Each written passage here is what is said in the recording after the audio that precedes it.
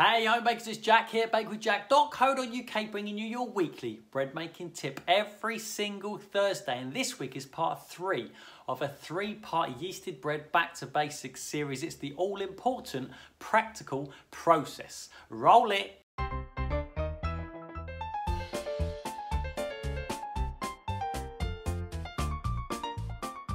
Welcome back to Bake with Jack YouTube channel for the final part of a 3-part yeasted bread back to basics series. If you haven't watched the other 2 yet, what are you playing at? This is number 3 of 3. If this series has helped you out so far and you haven't clicked subscribe yet, perhaps by the end of this video, if you get some value out of this, consider clicking subscribe before you go. So today, the process of making bread broken down into 6 stages. Yes, you're right, there are additional stages. There's a ton of additional things you can do within the bread making process. There are literally infinite ways where you can tweak a method and adapt a recipe to your liking. And in this Bake with Jack 100-odd video long education, we have covered some of these in the past and we continue to cover them way off into the future.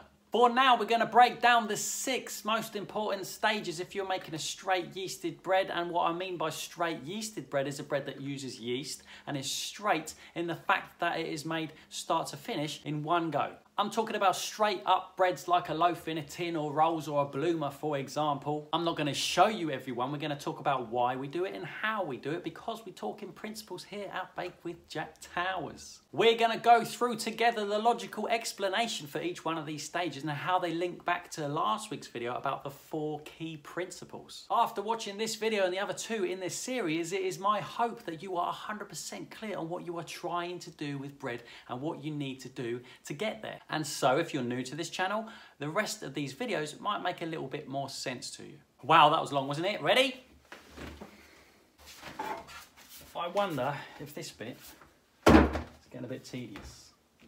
So here we are, 6 stages. We start up here at the start and we finish down here at the finish, but actually we don't finish at the finish because there's a secret stage number 7, which is probably the most important of them all. Stage number 1 is mixing and kneading. So the first thing we do, having already weighed out your ingredients, is mix them all together because we have to. Kneading the dough is actually key principle number 1, building strength. We apply physical energy to the dough, working the gluten and making the dough strong, so that when the yeast does its work later down the line, creating gas inside of the dough can hold all that gas and puff up. I give my dough, as a rule, 8 minutes of gentle kneading. I feel like that's enough. It's the same as I do it at home, it's the same as I do it in class, and it's the same that everybody does it in class altogether. 8 minutes kneading gently, 3 minutes resting, and then we look for the 5 telltale signs that our dough is fully kneaded. When I'm happy that my dough is ready, I will then ball it up, put it back into the bowl and leave it in there for stage number 2. Rest. This part is easy. We do nothing. Our dough rests and so do we, and here's why. Over the time that dough is resting, things are fermenting. The yeast is fermenting the dough and so creating flavour. Also, that gluten that we're developing so much in the mix and knead stage is developing even further just sitting in the moisture, and so we get even more strength. As we discussed last week, this is the magical time. This is the magic of time. It does it all by itself. Don't skip this part because the final bread won't rise up properly. It won't have the right structure and it won't have the right flavour. The final bread won't be nice and puffy and chewy. It will be strange and a little bit crumbly. 2 main priorities at this point are the following things. You want to avoid drafts. That means covering up your dough. A light dust in the flour, a cover, perhaps a cloth. Or if you're really trying to avoid drafts and you live in a drafty place, put it in a cupboard or put it in a cold microwave or put it in your oven when it's turned off, something contained itself to avoid drafts so it doesn't dry out on the top. Your second priority is consistent temperature. It doesn't have to be warm, it just has to be consistent. My kitchen most of the time is around 21 degrees. In fact, it pretty much always is 21 degrees. If we're in a heat wave, it might go up to 23. Ooh! Seriously, between 20 and 25 is where my kitchen is normally at. If it's warmer, it's gonna puff up faster. If it's cooler, it's gonna puff up slower, but we don't change the temperature or mess about with it. The best thing to do is leave it somewhere consistent temperature. That's the safest thing you can do. I normally rest mine for around about an hour and a half, but minimum, I would say is an hour. Any less than an hour, and I feel like you're compromising too much in terms of flavour and texture of the final loaf. Moving on to number 3, Knockback. Okay, if you know me, you'll know that this is the bit that I don't really do that way, and I'll explain exactly why in a minute. But before I do, I'll talk about why we do this bit in the first place, what's the point of it, and the way that you've probably seen it happen elsewhere. This knockback stage is about structure, building structure, which is key principle number 3 from last week. Traditionally, we mix and knead the dough, we rest the dough, it puffs up, and then this is the part that you've seen on the TV.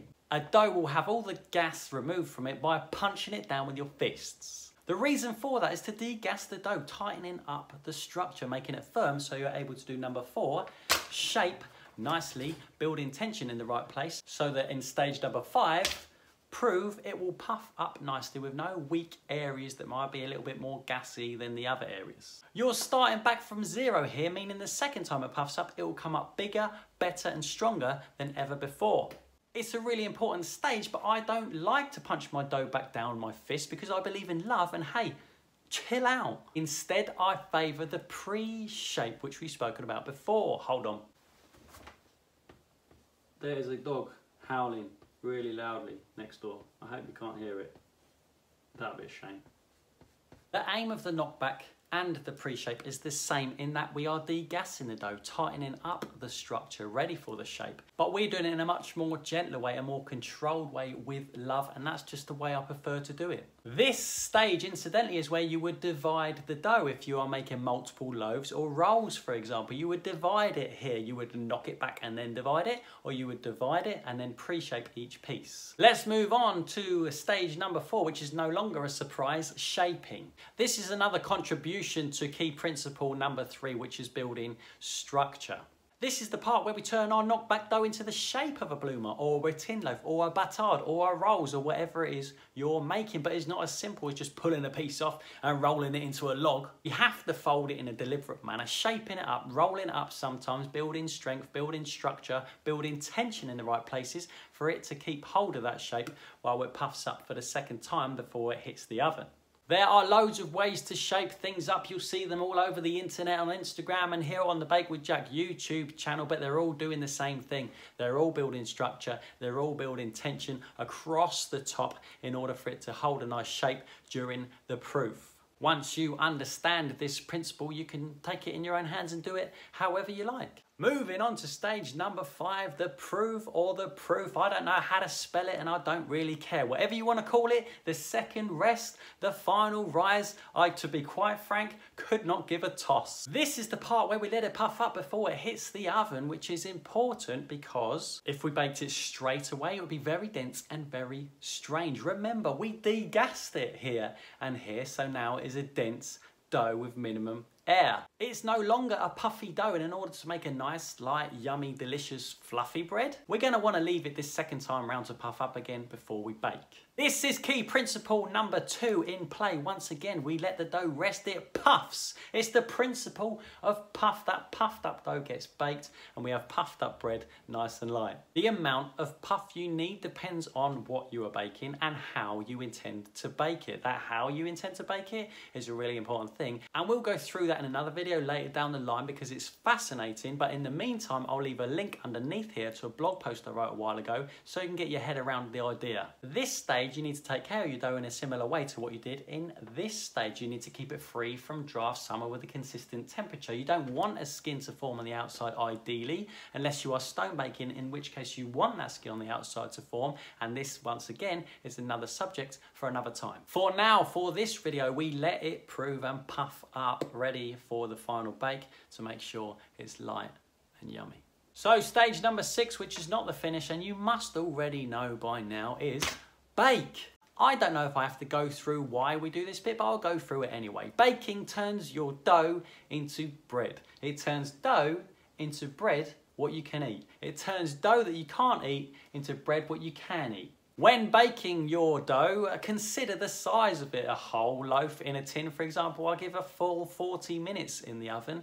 And for smaller breads like rolls, I'll give them about 15. This is all practice down to your oven again, which is why I'm not showing you, and it's why it's another thing that I can't give you straight up times and temperatures for. But consider the volume of the dough that you're baking at the time. Small breads take less time than big breads. That's the rules. And like I said at the beginning, baking is not the end. There's a super secret number 7 part of the puzzle, which is this. Learn. When I say learn, I'm not saying sit down and watch another 100 of my videos. I'm saying take a look at what you've done. If your bread come out nice, celebrate that fact. Have a look at it.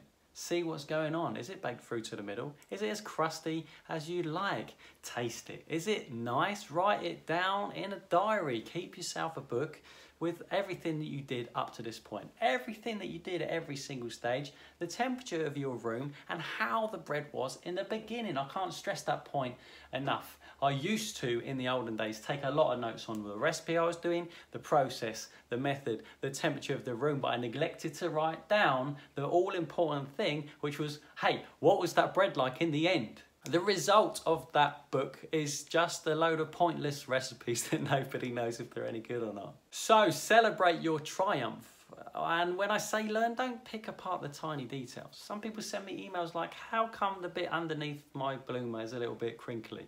Like, really? It's a triumph. If it puffed, if you can make a sandwich, if it tastes nice, it's a triumph. Everything else can be tweaked along the way once you learn and practice, because practice is learning at the end, as long as you do number 7. Does that make sense? Practice and learning is the same thing. It's all intertwined. It's just a whole big loop.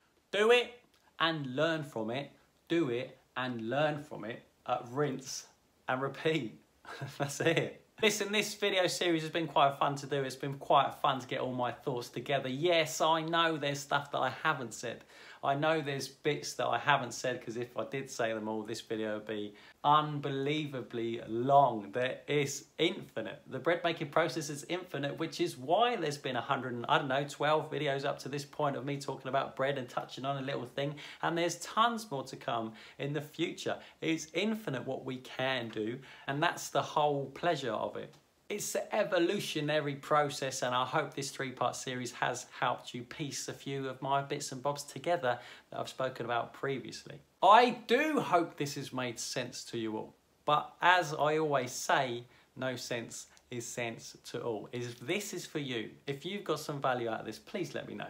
Leave a comment, click the thumbs up button, subscribe if you didn't already, and if you've been here for a while, thanks for hanging out with me every single week. We do this every single Thursday. Next week, we're going to change things up. It's unfortunate timing in one way that next month is Sourdough September, but in another way, it's quite exciting to take a break and do something new. If sourdough's your thing, there's going to be 4 videos about sourdough next month to celebrate the Real Bread Campaign Sourdough September, for which I am an ambassador.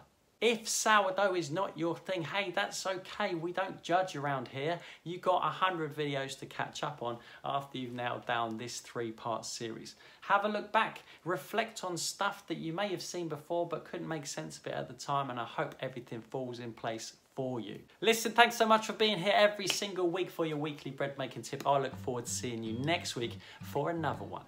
See you then.